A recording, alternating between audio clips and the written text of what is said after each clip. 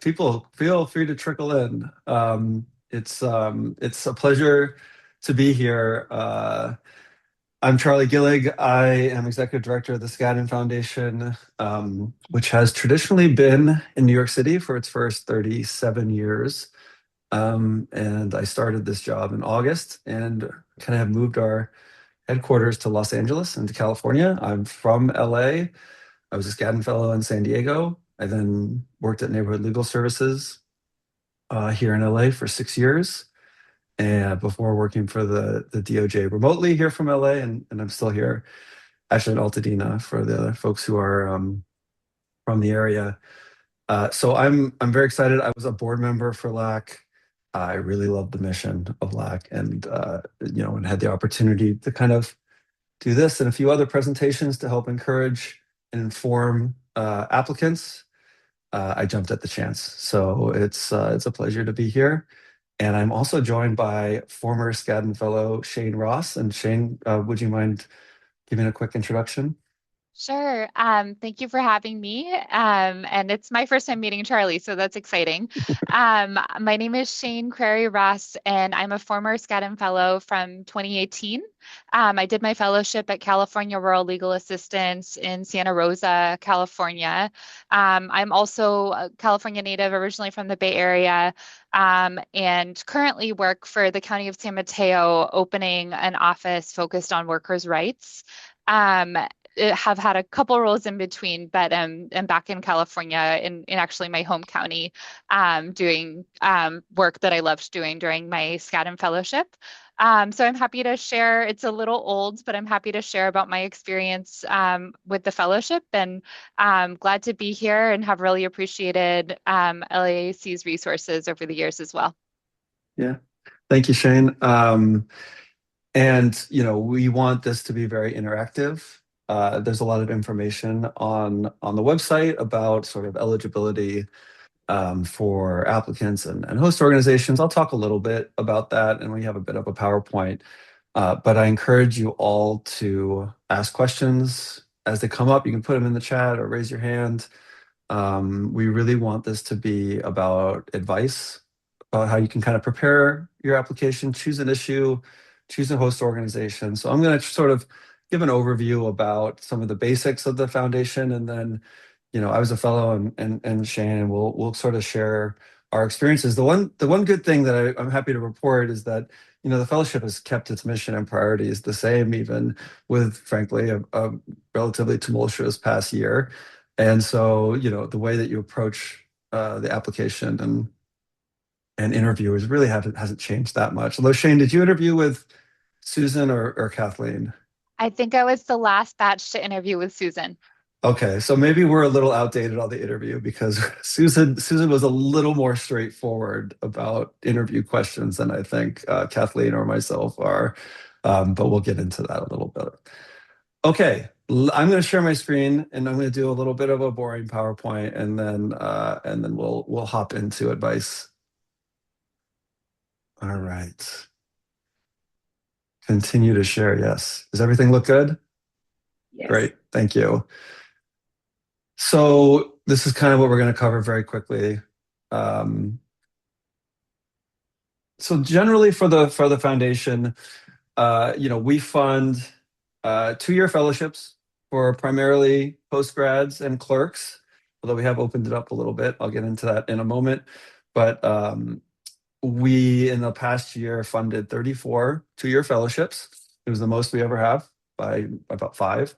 And we are going to fund another 34 this year. Probably get about 200 applicants. Kind of varies year to year, but that's my guess.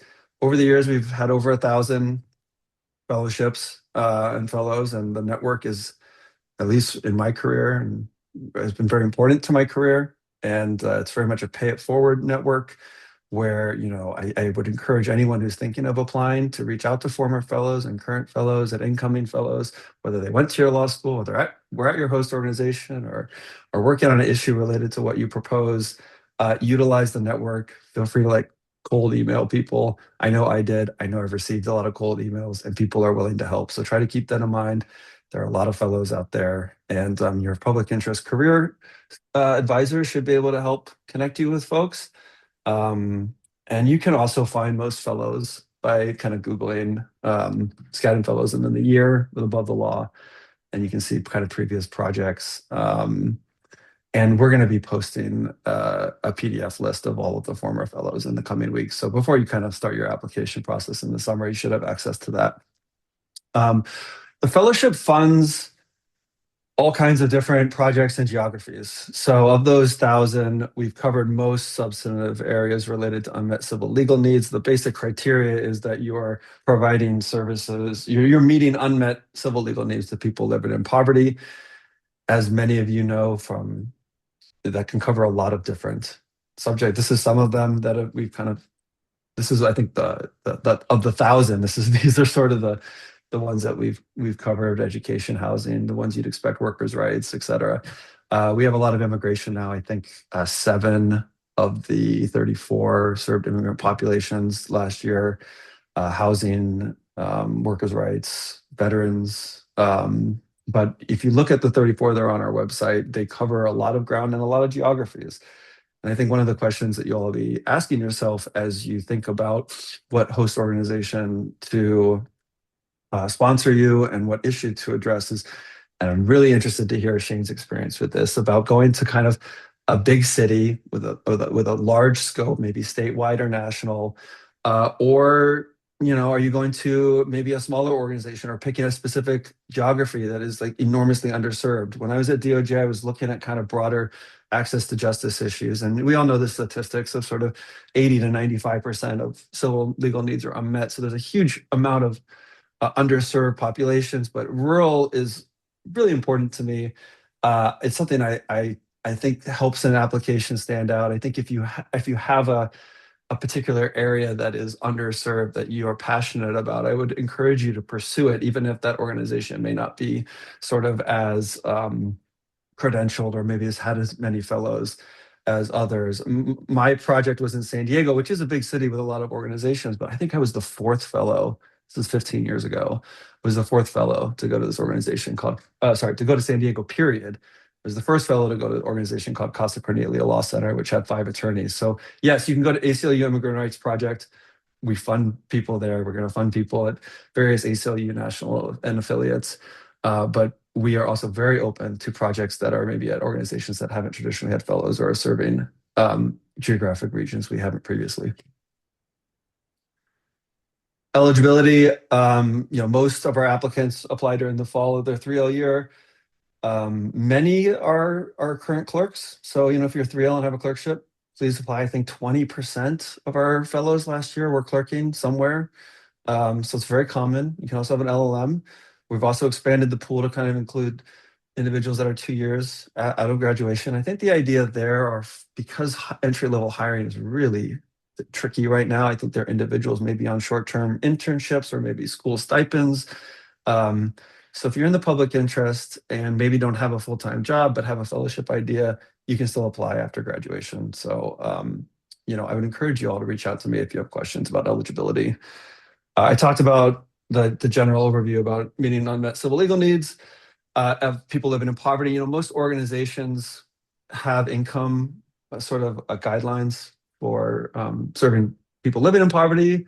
Where it gets a little trickier on civil rights issues that might cover a lot of different incomes. I'm thinking of sort of voting rights or reproductive rights. And so if you're working on an issue that could cover different income levels, I encourage you to pitch your application and certainly be ready to discuss in your interview why you are specifically targeting people living in poverty for your project, because that is a requirement for the fellowship.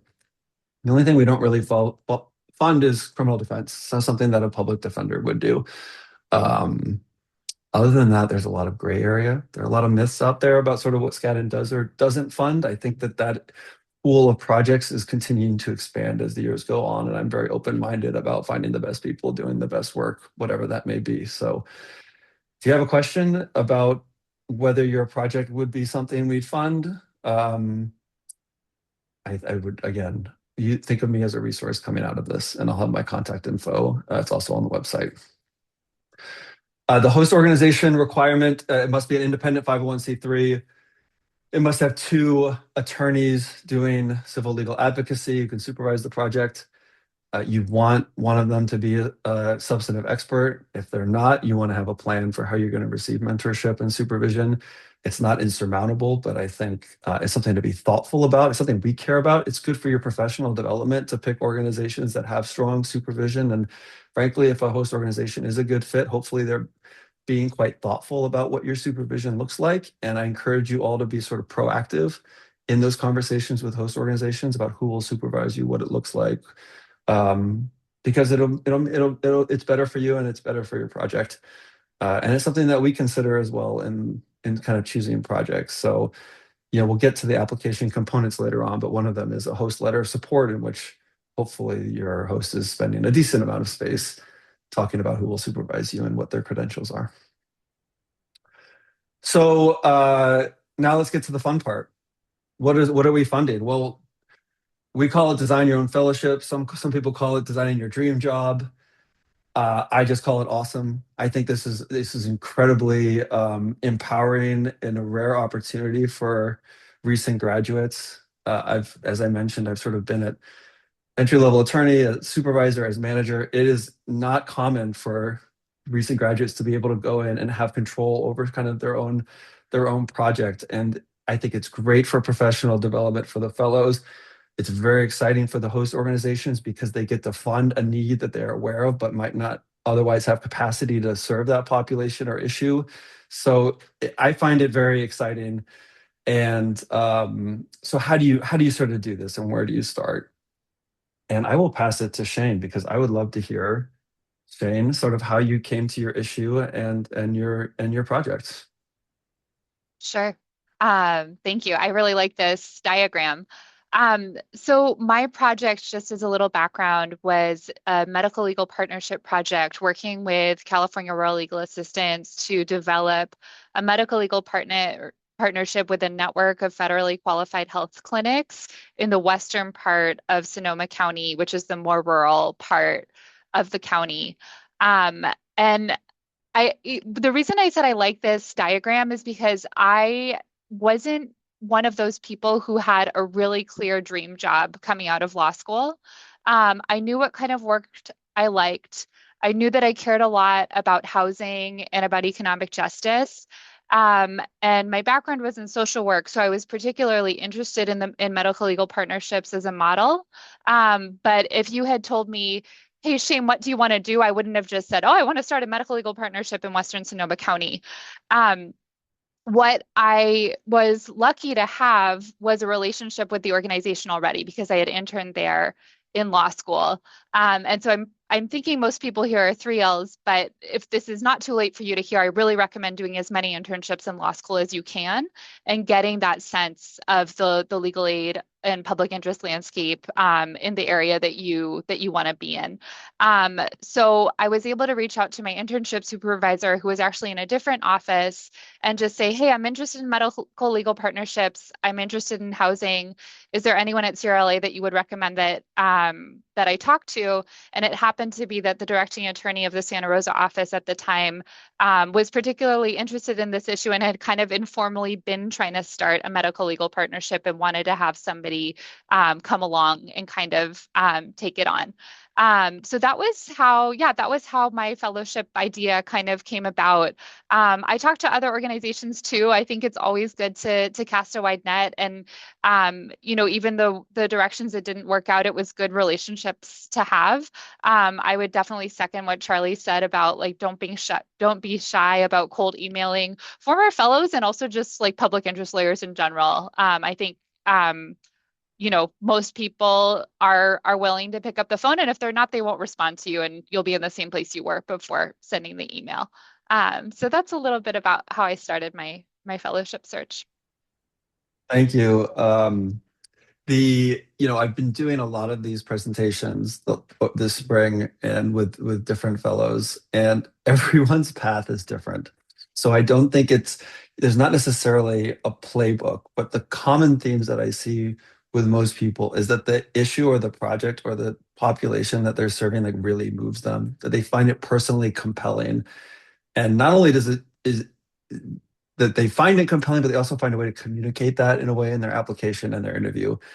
Um, you know, what about your skills, your experience, your background, your insights, like what puts you in a position to succeed? Like how does your resume and how kind of lead you to this point where you're uniquely positioned to take on the project?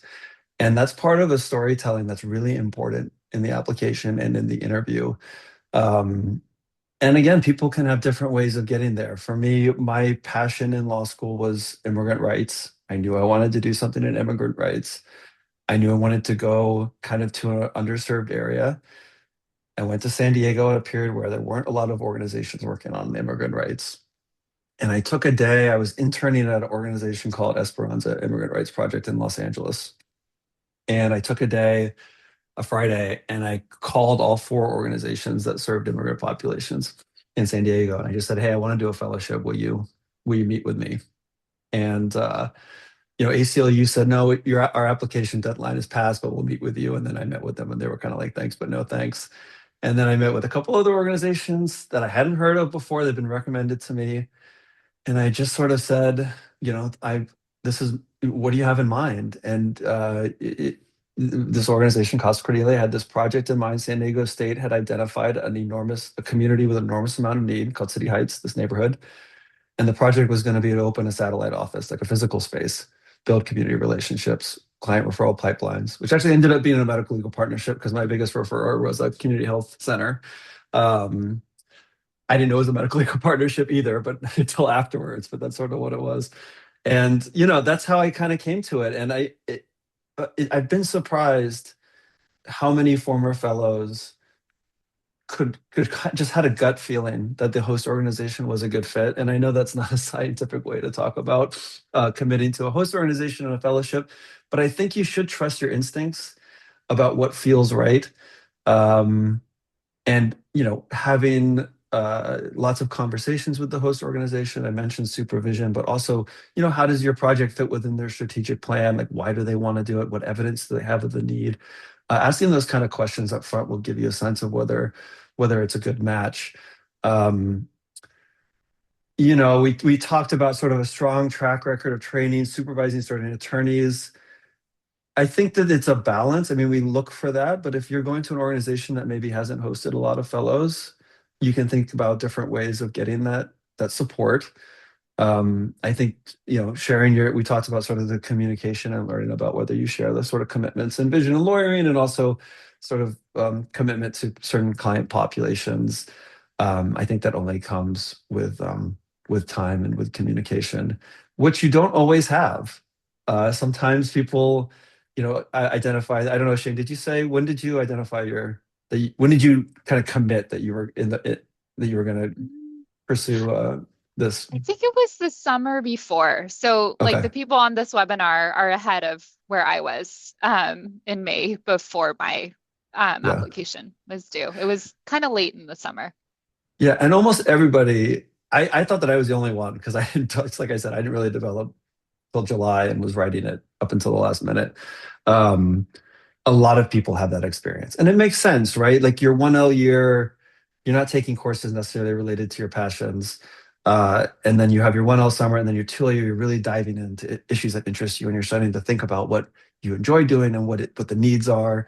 And then maybe even that 2L summer, it all starts to crystallize. So it's okay and the host organizations, frankly, aren't really thinking about it until June anyways. So to just have an idea now, sort of what your interests are and the types of organizations you might want to talk to is fine. And I will say that one of the common questions I get is, do I need to apply with an organization that I already interned with? And the answer is no, you don't. It works sometimes. I mean, it can be beneficial because you have that trust, the kind of the communication I talked about, like that's a really good foundation. But I've also seen situations where people feel like they have to apply and fit a project proposal within what the host organization wants, but it's not exactly what they want to do, but they know them, so they feel like they need to. And maybe it's easier because there's an existing process and the sort of the stakeholders at that organization. But I would encourage you to put your passions and interests above sort of what you think might get funded or what might be sort of easy. But that said, Sometimes you pick the right organization to intern at, you love them, and you want to pursue it, and that is totally fine too. And does give you a little bit of, I think, an extra cachet in the application process to say that you understand the inner workings of an organization. But I would, if I were to put a percentage on it, it's pretty low, I'd say, for fellows that actually interned at the place before. So don't feel like it's a requirement.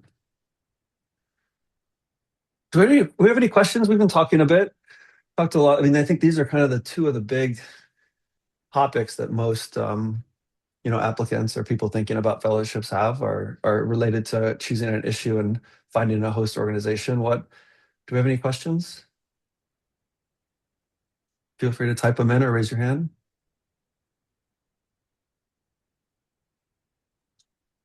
Or we can just keep talking. All right. Well, if anything comes to mind, feel free to add. Okay, so how do we? So you've picked an issue and a host org.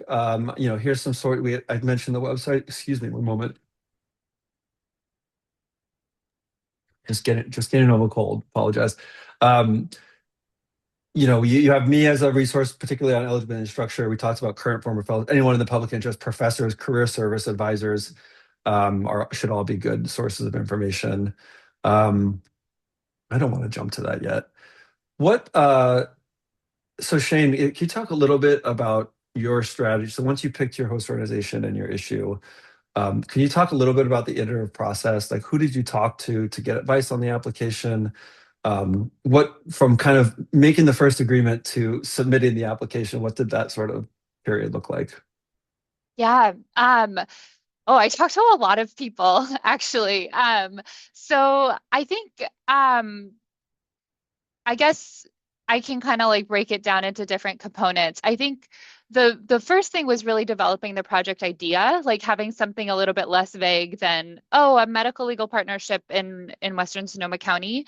Um, the and again, this was a unique experience to me. I know other people who successfully did medical legal partnerships with Skadden who didn't even have a relationship at the clinic before they started, or I remember one person I talked to in my application process had one clinic she was going to work with, and then that fell through, and she ended up working with another clinic. So I don't mean to say this as like it's a prerequisite, but I personally did find it really helpful to talk to the clinic, to talk to the person who was going to become my main point of contact at the clinic and understand more about their patients and the types of issues they saw. Also spending time on their own website. I think at one point I did go up. I was in the Bay Area at the time. I went up and visited not the clinic, but the Santa Rosa office to meet in person with the person who would be my supervisor. So that was just helpful for me to get a feel for the project and a feel for, do I get along with these people? Like, will we work together well? And I think on the point of supervision, I would encourage you to think of it broadly. So, my organization at the time, and I think still currently has a lot of small offices within a statewide organization. So you don't only have access to the people in your immediate office. And I think that's even true if you're in a small nonprofit. They're probably part of networks. They're probably connected to other organizations. So like asking around, who else can be a mentor for me? Like who else would I be able to consult with during my fellowship, is helpful because in my application process, I was also able to talk to the organization that had like two Skadden Fellows previously. One was from like 1989, so that person wasn't around anymore, but one actually still worked for the organization and still does work for the organization. So she was willing to talk to me when I was putting my application together. And then just other staff from their different offices who had worked on similar projects. So that was really helpful. I also talked to other Skadden fellows that I was able to connect with. And not to like put Charlie on the spot, but at the time it was Susan Butler Plum administering the program. And you were encouraged to reach out to her by phone during the application process, which I know was very intimidating for some people, but it was actually quite helpful because in my case, she gave me Skadden fellows to contact. So if you're, having trouble Googling around, again, not to put Charlie on the spot, but perhaps you could contact Charlie and he could say, oh, maybe you can talk to, this person or that person. They did a similar project. So yeah, that was really helpful. Both people I could connect with just through my own network, through my school, and random to me, other Skadden Fellows. Those were the main people I talked to Yeah. while I was putting the app together. Yeah, I was told the same thing that I had to call Susan, and I still remember exactly where I was. So I was walking out of the library at like 6 o'clock at night, and I don't remember if she put me in touch with fellows. To be honest, I think I blacked out the conversation, but you do not need to reach out to me. I am a resource. I don't think it can hurt to, I think you should come with a specific question if you have one about, how you should sort of pitch a project. It's less so sort of, here's my idea, what do you think? And more sort of, that's more sort of, I think, for the network or for your career service advisors and for your host organization to help you through that. And then I'm sort of there as like, you know, do you have a specific question about, should I add this component to the project? I mean, one of the things we haven't talked about, which is a requirement or one way that you should be thinking about your issue is, do you need a lawyer? Do you need to be a lawyer to do it? And I mean that in the sense that a lot of important social justice work and a lot of important movement lawyering might be things that aren't direct representation, but we are looking for that as a primary component of your project. So the primary component should not be policy advocacy or community organizing or community education. These are important pieces and they can be subcomponents of your project, but you want the core component to be something that a lawyer does. And so if you're thinking about whether your project fits that or whether, should I add this other component? I will say that some of the applications I get can feel overly ambitious for a recent grad and sort of the amount of things that they purport to do over 2 years. And it's a question that if you do list a lot of things that you plan to do, that will come up in your interview for sure. Like, how would you prioritize different tasks? What do you expect to accomplish within 2 years? Those are things you should be thinking about. And I can also help you kind of in advance. But yes, I am a resource, but don't feel like you have to call me. So application, I just before this meeting got off a call. I'm hopefully going to have a vendor to have our application be online. We currently have a PDF, which is a bit outdated for 2026. So I'm hopefully moving that forward. I put the 2025 PDF and instructions are on the website under applicant information.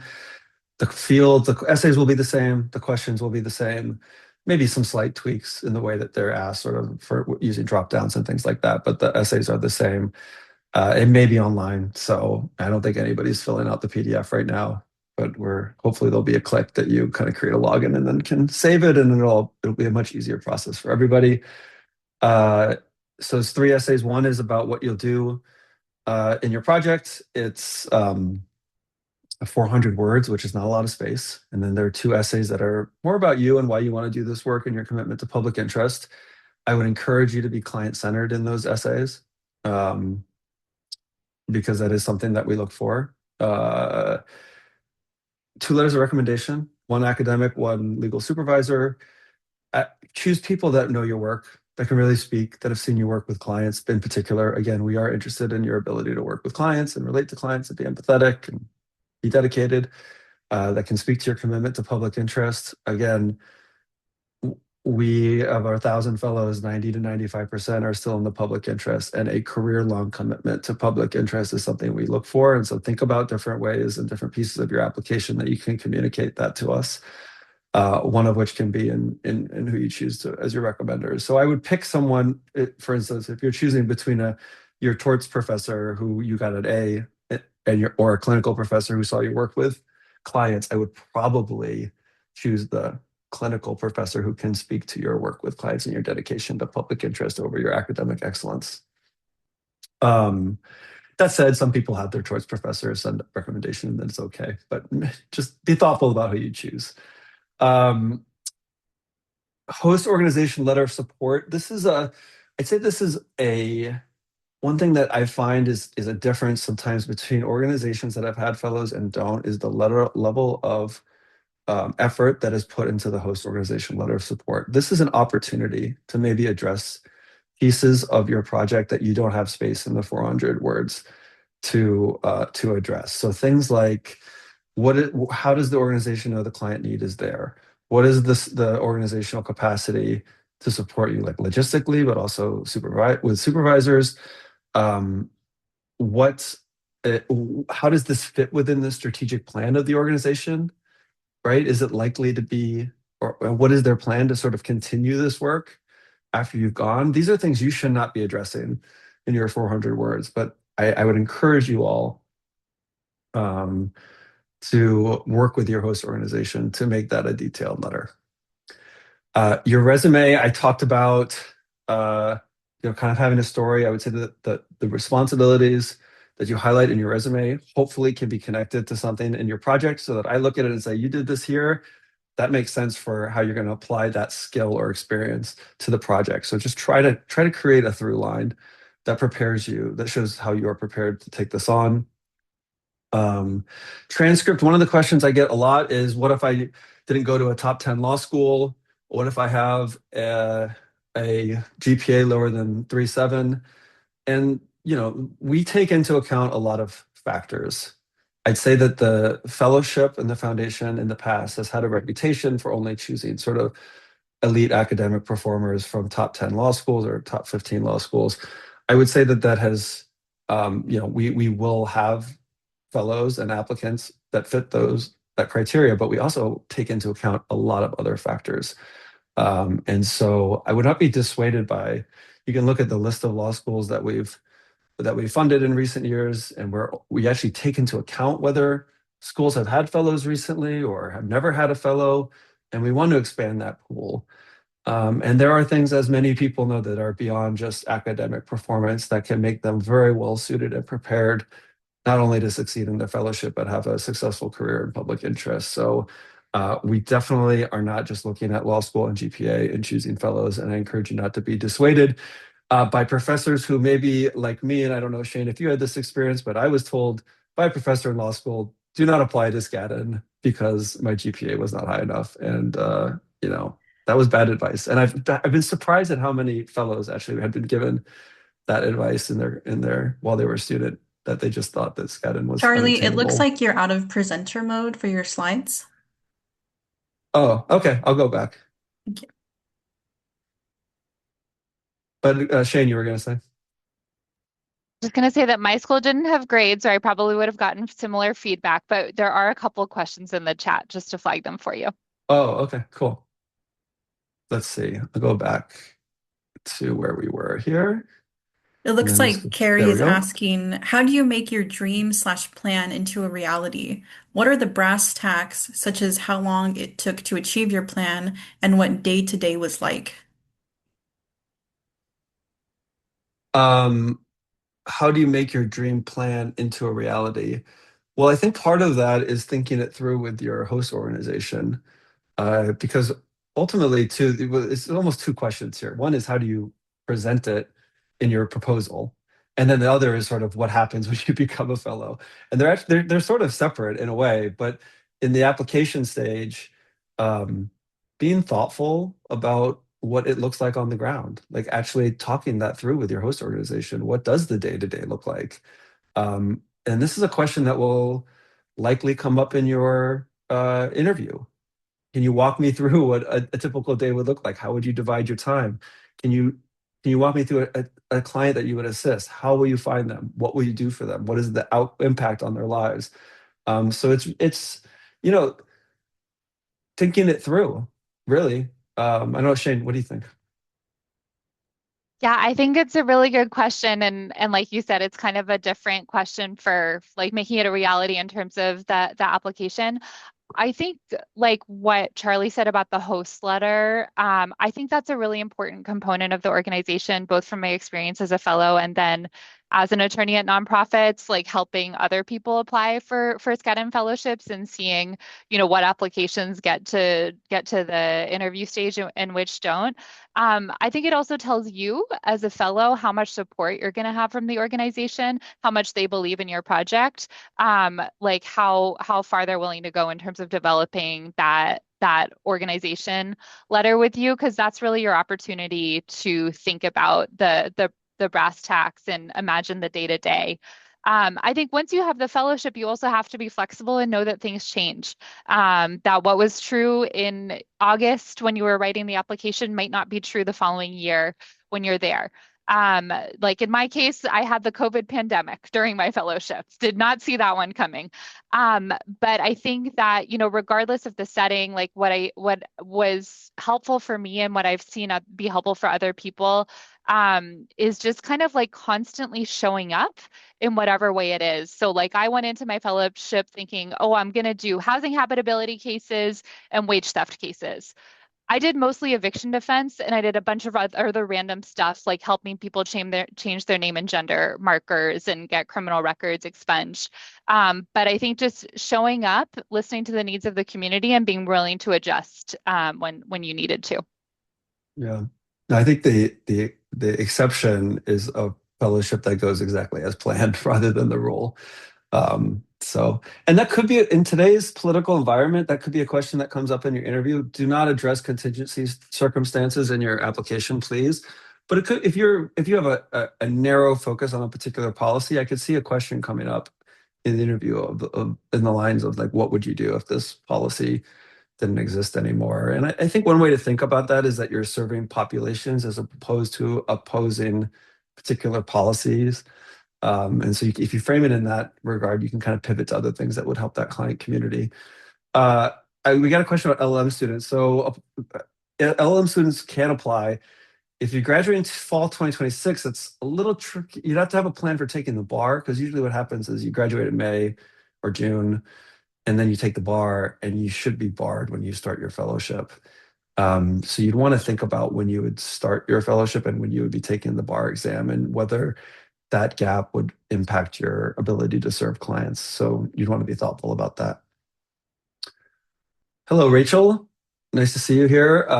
Has the Skadden Fellowship expanded eligibility for applicants in terms of timing? Can candidates within 2 years? Yes. So I talked a little bit about that. It's if the kind of the typical client, the typical applicant would be someone who not really like has a staff attorney job, graduates as a staff attorney at organization and applies for a fellowship. But we're really looking for our sort of on-ramp for public interest careers in a really difficult hiring environment. So I expect that entry-level jobs for public interest committed people are going to be harder to come by this fall. And so the idea would be maybe you have a short-term stipend through your university, or maybe you have an internship, or it's not like a permanent position necessarily, but you have a project in mind. You didn't apply your 3L year, but now you have this project that you'd start the next year. I think that would be the ideal candidate. There's also where we've opened it up, and we had two fellows this last cycle who had worked and then clerked and then applied, which is also possible if you're just coming out of a clerkship and maybe you had a job prior to clerking. Yeah, Bishoram, that's a tricky one. I think that would be abnormal to bar in February and start in March. It's a little outside of the cycle. So if you were going to apply, you'd have to be really thoughtful with your host organization about what you would do prior to being barred. Not necessarily insurmountable, but you just want to be very thoughtful about how that would work and what you would be doing. All right. Supplemental materials, you can, so if you kind of want to show maybe community support, some people submit coalition letters of support. I did not, although I think it became more common in recent years. I probably would have, now that I think about it. But sort of this would be non-legal organizations or community organizations that maybe are expressing support for your fellowship as a means to assisting their members or objectives. I think that newspaper articles or reports or evidence of the unmet legal need can be helpful. Now, don't submit a 50-page report, please. Maybe just submit the kind of pages that are relevant to your project. But those can be welcome. All right. So the timeline: applications are going to be due August 31st at midnight. In mid-September, I think it's like the 13th or 14th. We will let you know if you received an interview. We're going to interview about 90 to 100 people. We do it in 6 cities. I think most people in this meeting are in California, and two of those cities are in California, so Palo Alto and Los Angeles, and we pay for your travel. You will not know if you're being interviewed until, well, it depends when in the 3-week interview period those cities are scheduled. But if they're last year, Palo Alto was our first city, and so you had a 4-day turnaround between being notified of your interview and the actual interview. Los Angeles was the last day, so you had 3 weeks. So it kind of depends. I don't have those scheduled yet, and won't for a while because those interviews are done with myself and a member of the advisory committee. The advisory committee is made up of Skadden partners who are deeply invested in the foundation and in pro bono work. And so your interview, which is 30 minutes, is myself and them, and a lot of this schedule has to do with their schedules, which we don't know until really right before the interviews. So I recommend you kind of, if you are applying and you make the first cut and you're being considered for an interview, I'd recommend trying to keep that period open between September 22nd and October 13th so that you can interview in person. We have done remote. I wouldn't recommend it as an option unless it's completely unavoidable. After those interviews, we will select about 55 finalists, notify you in mid-November or mid-October. Those 55 finalists then go to a different body, which is the Board of Trustees. It's made up of about half former Skadden Fellows, half former executive partners of the firm, and a couple other folks. And then we choose the 34 fellows in a 3-hour meeting. And we'll call you the next day to let you know if you received the fellowship. Now, part of the reason this is a little earlier than EJW is because our goal, EJW starts their interviews the week before Thanksgiving. Our goal is to have our process completely finished, because what happens if we don't do that is that EJW has a 2-day exploding offer. And so you could have someone who's a finalist for Skadden and then has to choose between that and an EJW fellowship. We don't want to put people in that position. So we finish our process before the first week of EJW interviews. So as Shane and I talked about earlier, we both interviewed with Susan Plum, who generally had, at least I was told, I don't know if Shane, if you had this experience, but I was told what she was going to ask. I'm going to stop sharing, actually. I think we're pretty much done. I kind of knew the questions in advance. I could prepare and mock based on the questions I knew I was going to get for the most part. And Kathleen and I don't haven't, my predecessor Kathleen and myself are more, I'd say, targeted in what we ask, thinking about, again, it's like how you're going to identify clients, what obstacles do you expect to face, what is it, how do you expect to split your time between the different kind of prongs in your application and things like that. What advice do you have, Shane, for people to prepare for their interview? So again, like you said, I think my personal experience is maybe not on point. But I have helped a number of people prepare since then who interviewed with Kathleen. I don't know that I've worked with anyone who was interviewed by you, Charlie. And I think that, what I've heard is like the main theme is like really be prepared to talk about your project, to get into the detail of the legal issues. I think that, regardless of the line of questioning, practice is always helpful. Like anybody who offers to do a mock interview with you, accept it. And ask some people who don't offer to do mock interviews with you too. Hopefully your law school's career department would be willing to do that. But ask your friends, like ask your roommate, ask your, anyone that you can think of who would be willing to do the interview with you. They don't need to have like substantive knowledge. You can kind of come up with some of the questions you think might be offered, and invite them to poke holes in your proposal. I asked a friend who was planning to go the firm route after law school to be one of my mock interviewers. Because I knew that she would have a different perspective from my other friends who were planning to go the public interest route. And I remember one question that she asked me that totally stumped me. It didn't come up in my interview, but it made me ready to get stumped in my interview. So I would say that. I would also say, and again, Charlie, correct me if this is no longer relevant, but when you practice, keep an eye on the clock. The interview can go really fast. And you want to make sure that you're using your time well and getting your points, the points that you feel are important for the committee to know about your project and your commitment across. Yeah, it's a very quick interview, 30 minutes. It flies by. The first question you will know, it's kind of what's your project? And I forget, I should know what it is. I asked it 100 times, but basically something like tell us about your project and how you're gonna do it. And that's your kind of an open-ended opportunity to pitch it, but you want it to be concise. You don't want that to be a 5-minute answer. So practicing that. I mean, my advice, and I used to give a lot of these presentations before I had this job to sort of, people that were thinking about applying to fellowships. And I've always said, just practice as much as possible. Put it in front of anybody who's willing to look at it and see what they say.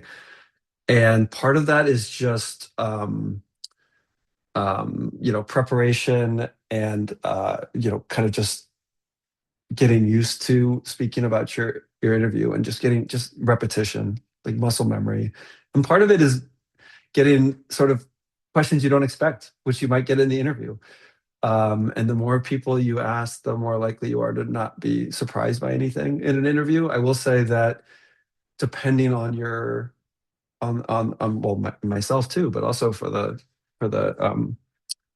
advisory committee partner, they may not be an expert in the area, the substantive area, and you may get a question that is really unexpected because they're just viewing it from a different light. So I definitely encourage, and that is a common theme for everybody, every fellow that I've been presenting with this spring has said that they just really didn't stop talking about their project for like 2 months straight.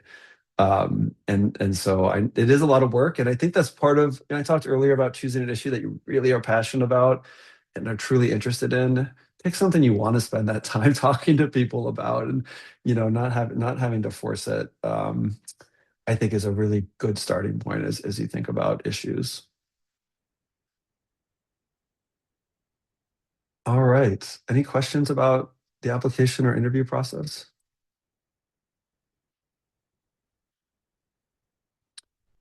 Okay. I will go back. I do have a couple more slides and then we'll wrap up. We only got 10 minutes left. All right. So, some of hopefully, if you need more convincing about whether to apply for Skadden, again, I will encourage you, if you're going to apply for EJW, definitely apply for Skadden. Um, and that's another way that actually EJW having their application deadline 2 weeks later, we don't ask for a lot of details for how you will get your project done in your application, but EJW does, as many of you probably know. They ask for sort of what your benchmarks are every 6 months. It's a really helpful exercise. It helps you prepare for the interview too. So, apply for both of us for sure. We have obviously before we pay your salary. So we're not your employer, right? Your host organization is your employer. We are funding them. We're paying your salary and benefits. And then we have all kinds of supports while you are a fellow. Many of these didn't exist when I was a fellow. We had the symposium, which is wonderful. It's kind of the current and incoming fellows all come and have networking and a panel. I'm preparing that right now.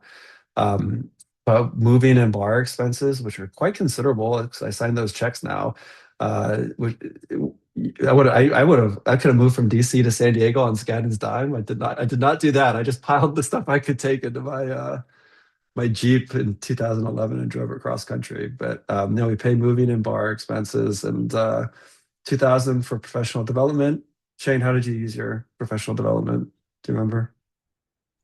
I actually think it was an LAAC training, like at the Okay, NITA, the National Institute for Trial sure. Advocacy training organized Yeah, by LAAC. I think that might have been how I used my professional development money. nice. I think I used mine for Anita training too. And then I went to a conference, and there's no way my host organization was paying for a first year attorney to go to a conference. And the first conference I ever went to was Immigrant Rights Conference, I think in DC. Anyways, and then if your law school doesn't have LRAP, we'll pay your full LRAP. So, and if your law school is like a sliding scale, doesn't apply to most fellows. But some of the host organizations actually pay a higher salary than a law school's LRAP program will cover, and we'll cover the difference on that. Simi, you have your hand raised, please. Hi, can you hear me? Yeah. Oh, cool. Thank you. I have three independent questions. Is it a good time to ask now, or should I wait until you finish everything? Go for it. So first about like moving, like do we have to relocate to the place where the host organization locates, or can we just do the project fully remote? Is there any flexibility to do it fully remote? If the organization wants you to be in person, then this is a conversation you have with your host organization. Now, some host organizations don't have physical buildings anymore. There's an organization called Rights Behind Bars that we funded 3 fellows at that doesn't even have an office. So they're fully remote. It is possible. I will say that if you are going to be fully remote, you have to be much more thoughtful and thorough about how you think about supervision. Um, so those are questions that you want addressed in your host letter of support in detail. And it's something that will come up in the interview as to how you will be able to function and serve a client community. So hopefully if you are remote, that remote location is where your client community will be. If the plan is to be fully remote to serve clients, that's almost definitely not going to work. Sure, of course. Thank you. I just want to know the flexibility. So, Yeah. and then, and I remember you mentioned that the host organization must to meet certain criteria. So it must be like an independent nonprofit Yeah, organization. So it can be like the school legal clinic. correct. Okay. Cannot be a clinic. Yeah. And then if I have, so does the project like a master project to be completely new. Like if I have a project that Mhm. I've been doing for a certain time and I want to expand it after graduation, is it Mhm. possible to use that kind of project for application? Could be. Yeah, run it by me. It doesn't have to be completely new. I mean, sometimes a fellow's project is actually picking up an existing project at an organization. It really varies. Sure. So can I just send you email regarding more information Yeah. about that project so I can see how do I select a Yes. host organization? Sure. Thank you so Yeah. much for that. Anybody on this call can, if please feel free to email me with any questions. I really am here to help. I thought I saw someone else's hands raised. No? Thank you. That's really helpful. Okay. Data trainings are great. Yeah. Did someone else have their hand raised? Did I miss that? Or is the question answered maybe? Um, any other questions? This is a good time for questions. Do I have anything left? I think that's it on my end. Yeah, there's my contact information. Um, so I don't know what the breakdown is here between 1Ls and 2Ls, but oh, we have a chat here. Let's see. Do you have any events or webinars directed at host organizations? Yes, I'm working on that. My hope is to, as in previous years, do a national. Uh, well, actually, I should say, sorry. So I am going to do a national one with NLADA that I'm scheduling for the summer, early summer. But then LAAC, we're doing a one geared at host organizations. When is that? It's May 19th, right? Is that the one May 19th? Yes, it's May 19th, Yeah. and folks can click on the link in the chat to see that upcoming training and any other upcoming trainings. And that'll be myself and EJW. And yeah, geared towards California. I think it's going to be other people will be invited as well, but I think it's geared towards California host orgs. And one thing I've learned in this job is how important the host org is. I always thought of it as being very fellow centric, and the host org just plays an enormous role both in the application process, development of an idea, and certainly the success of a project. So I'm very much here to support horse organizations and answer questions anytime.